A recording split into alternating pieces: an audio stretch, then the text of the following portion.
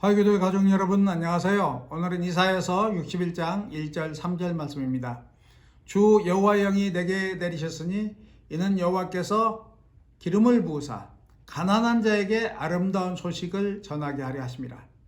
나를 보내사 마음이 상한 자를 고치며 포로된 자에게 자유를 갇힌 자에게 노임을 선포하며 무릇 시온에서 슬퍼하는 자에게 화관을 주어 그 죄를 대신하며 기쁨의 기름으로 그 슬픔을 대신하며 찬송의 옷으로 그 근심을 대신하시고 그들이 의의 나무 곧 여호와께서 심으신 영광을 나타낼 자라 일컬음을 받게 하려 하심이라.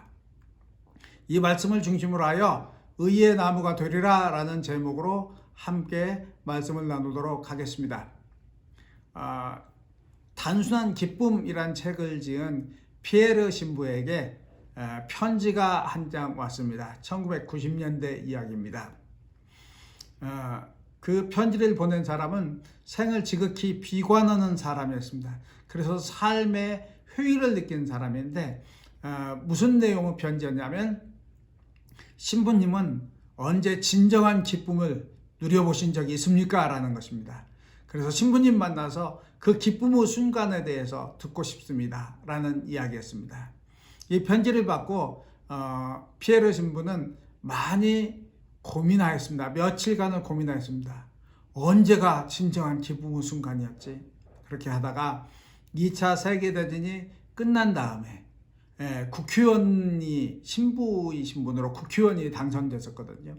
그래서 국회의원이 당선되어서 그 다음에 이제 국회에 일을 하기 위해서 파리 근교의 한 도시에 큰 호텔을 사서 다 무너져가던 호텔을 사서 그다음 그것을 개조하여 자기 집과 사무실로 사용했던 때가 생각이 났습니다.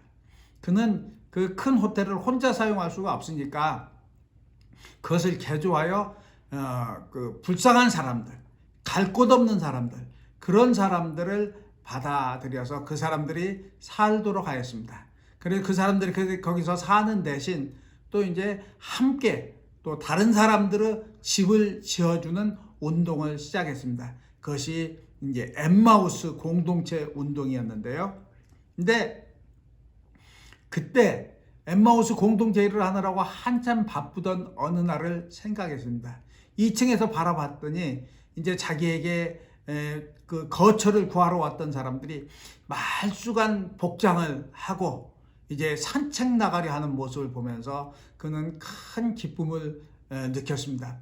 왜냐하면 그분들이 처음 올 때는 더러운 옷에 목욕도 안 하고 그 다음에 그래서 온몸에 지저분하고 냄새가 나고 그러면서 그야말로 그 죽어가는 목소리로 혹시 살 곳이 있느냐고 그렇게 물었던 사람들이거든요. 근데 그들이 언제 그랬냐는 듯이 말쑥하고 깨끗한 모습으로 정상적인 그런 시민의 모습으로 신사의 모습으로 산책을 하는 모습을 보면서 정말 온몸에 기쁨이 솟아나는 것을 가득 충만한 것을 깨닫게 되었습니다. 그것을 생각하자 알프스 산을 넘어서 유대인들을 탈출시키던 때의 기쁨, 돌아올 때 그 신을 벗어주고 슬리퍼를 신고 이렇게 오던 그런 생각도 하게 되고 그렇게 그 가난한 사람들을 위해서 억압받는 사람들을 위해서 했던 많은 일들이 주던 기쁨에 대해서 생각하게 되었습니다. 저는 오늘 말씀을 읽을 때 그 여호와의 기름 부음을 받으신 메시아, 즉 예수님을 말씀하십니다. 예수님께서 누리시던 기쁨도 그런 기쁨이 아닐까 하는 생각을 하였습니다. 오늘 메시아 그리스도는 이렇게 말씀하십니다. 여호와께서 기름을 부으사 가난한 자에게 아름다운 소식을 전하게 하려 하심이라 그러는데 이 말씀에서 가난한 자는 누가복음의 가난한 자와는 다릅니다. 누가복음의 가난한 자는 완전히 물질적으로만 가난한 자인데 여기서 가난한 자는 물질적으로 가난한 자, 그 다음에 고난받는 자, 겸손한 자, 온유한 자 이런 말을 이런 뜻을 다 포함하고 있습니다. 그런 점에서 보면 마음이 상한 자, 포로된 자, 갇힌 자도 다 넓게 보면 가난한 자라고 볼 수 있습니다. 가난한 자에게 아름다운 소식을 전하게 하려 하심이다라는 것입니다. 아름다운 소식을 어떻게 전하냐? 예수님께서 그들을 찾아가시는 것입니다. 예수님께서 찾아가셔서 그들의 심령을 고쳐주시고 그들의 육체를 고쳐주시고 그들에게 그런 자신의 여호와의 인자함을 보여주심으로써 그들이 새로운 소망을 갖고 나아가게 해 주시는 것입니다. 그래서 예수님을 만난 사람들은 어떻게 변하냐면 오늘 말씀에 보면 의의 나무로 변화된다고 그랬습니다.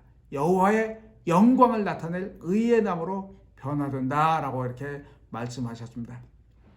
이 의의 나무란 말은 원래 영어 성경들에 보면 여호와의 오크트리, the oaks of righteousness 이렇게 번역하고 있거든요. 그래서 의의 상수리 나무 이렇게 번역하고 있는데 더 엄밀히 얘기하면 테레빈스 나무라고 합니다. 테레빈스 나무가 어떤 나무냐?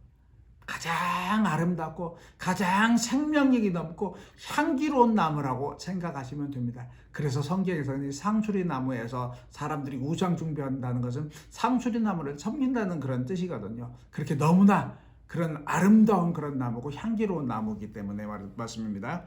그래서 이 예수님의 은혜를 받은 사람들은 예수님의 은혜를 받아서 삶이 변화된 사람들은 의의 상수리 나무처럼 그럼 테레빈스 나무처럼 하나님의 영광을 드러내는 나무로 변화된다라는 얘기입니다.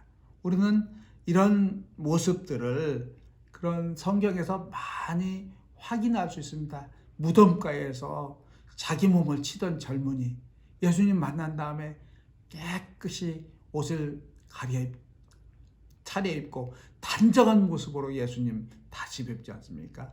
사마리아 여인 예수님 만난 다음에 물동이를 버리고 예수님 전하기 위해서 동네 사람들에게 달려갑니다.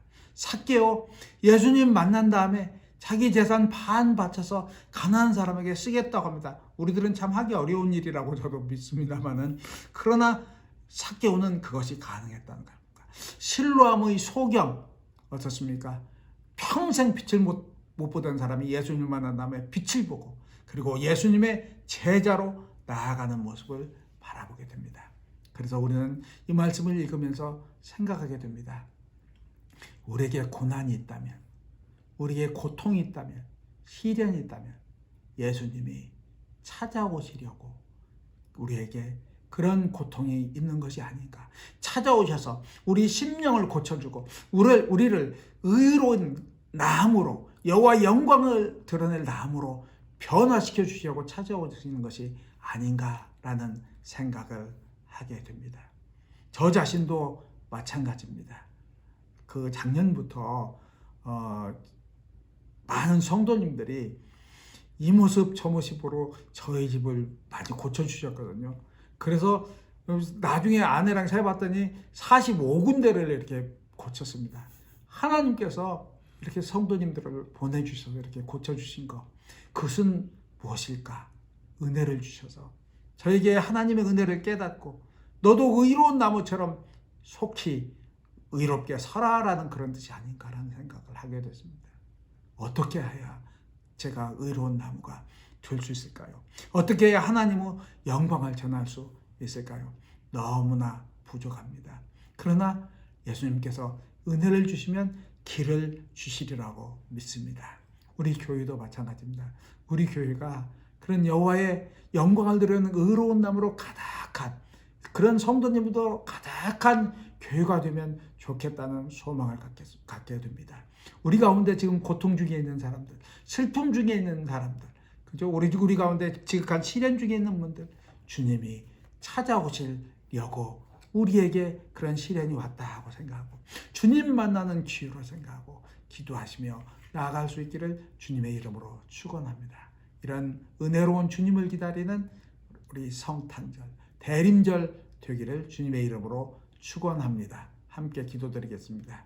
하나님 아버지 감사합니다. 주님 예수 그리스도를 저에게 보내주셔서 저들이 고통 중에라도 슬픔 중에라도 시련 중에라도 지극한 고난 중에서도 아버지 소망을 갖게 하여 주심을 감사드립니다. 주님 이 깨어진 세상을 아버지 주님께서 저희를 고쳐주심으로써 저희가 교회로 함께 나아감으로써 아버지 주님께서 바라시는 그런 영광스러운 아름다운 세상으로 변화시킬 수 있다는 소망으로 아버지 기도하며 대림절을 지나는 우리 모두가 될 수 있도록 아버지 은혜 베풀어 주시옵소서. 예수 그리스도 이름으로 기도드리옵나이다. 아멘.